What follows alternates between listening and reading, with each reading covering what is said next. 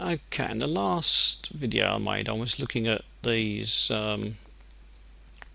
fuel rail pressure maps, and what I'm going to do is I'm going to continue on forward rather than go back and look at the other injection maps until I get to here, because I want to look at this, because I mentioned tuning before, and obviously most people who tune will have wanted to look at the torque map, and the next map they will want to look at is the smoke map. So here we've got the smoke map. I actually prefer to think of it as not a smoke map, but as a limiter for injection quantity based on something to do with airflow, but that's just me being silly. So here we go, we've got the smoke map. Now what we've got is we've got engine speed in revs per minute as usual, which means that these numbers without their factor would be quite high. So if I go and look at that there we are, went to 10,800, but with a factor of 0.5, that's our revs per minute. Now across the top I could expect to find either MAF flow or air pressure. Now in this particular one it's air pressure. The clue generally is the numbers are not very big. When I say not very big, we've got 18, 20, 22, 24, 26. Now if we were looking at numbers that were MAF flow, we would want numbers that started off at the lowest in the region of about 500, but as they got up we would want the numbers to appear here in some respects smaller, but we'd want them to have different sets of noughts on them, wouldn't we? Because we would expect to see up here numbers like 1,000 and 1,200.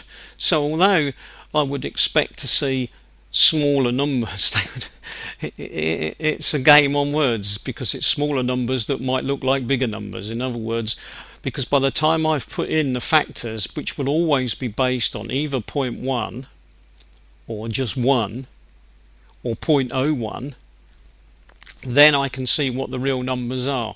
Now the fact that these numbers, if I was to use a factor on these, if we look at them and we say to ourselves, what were they originally? You can see they went up to 2,600 originally. Now, this is what I mean about the numbers being big or small. If I use a factor of 0.1 on these, I'd get a value of 260, which feels like a sort of odd value. If I use a value of 0.1, I'd get a number of 26, which again would seem like an odd value, because neither of those numbers would tie in well with air, as in mass flow of air, because the mass flow, as we've already seen in earlier videos, we would be expecting a figure of somewhere around about 1,200, maybe 1,400. So that's what I meant about whether numbers are bigger or smaller. What we've got here is 2600, and so it is probably air pressure. So it is probably 2600 millibars. In other words, what we've got here then is the actual pressure once the turbocharger has given the standard air pressure of somewhere in the region of 900 an extra bit of push. So we've got it running up to 2,600. Now obviously an extra clue or an extra help here would be to find out what sort of output the turbocharger could reasonably manage, because if the turbocharger for this engine usually puts out somewhere in the region of, let's say, 2,350 or 2,500, then we would expect this to go up to about 2,600, wouldn't we? Because that would keep everything within the limits that we've got. So again, it gives us a clue as to where we are. These values, just like in an EDC16, are going to be the fuel. So in other words, this here is fuel quantity, and in fact I haven't put that in, so I'll put in there injection quantity. I've got milligrams per hub there, I'm not sure why, so I'll change that to milligrams per cycle because I'm not German. So milligrams per cycle, must have been having an aberration, and then we've got 0.01 to bring the values down from their original. That's the factor that we're going to use. So here's the maximum amount we're going to inject. So we're going to inject just under 70 milligrams. Now if we go all the way back to the torque map, if we just move that out of the way, let's go all the way back to the torque map, which is going to be way down here somewhere now, isn't it? It's before all these injection maps. So all the way back down here, before those. Keep going. There we go. There's the torque. If we go all the way back down to the torque map, come on, open.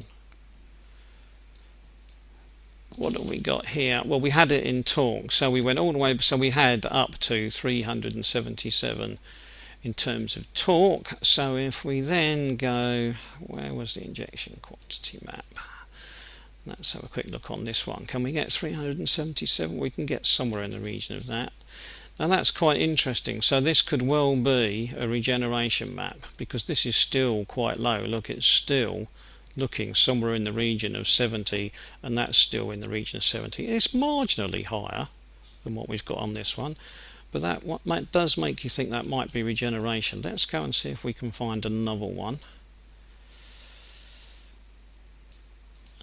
Have I got any more maps that might have been torque? That looks like no, keep going.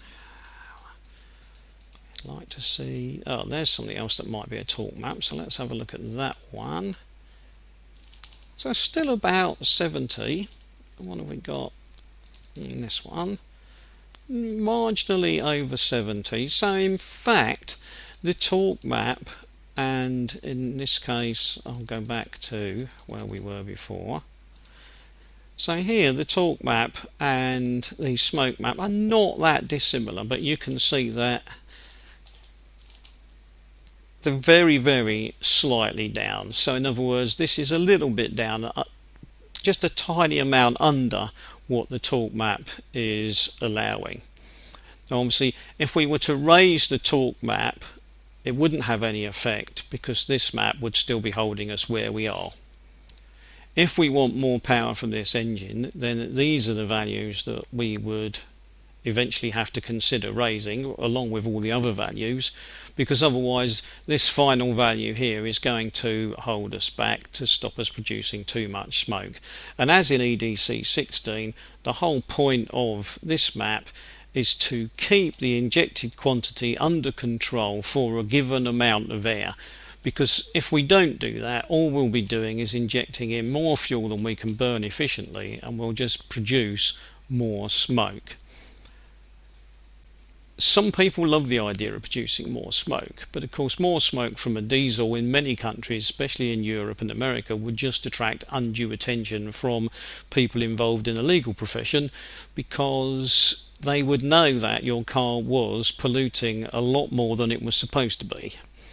So generally speaking, if we want to get more power, we can start raising values, but all the way through we'll need to raise values in maps right up to the point where we give more air for more fuel here to try and keep the smoke amount under control. So that's our smoke limit.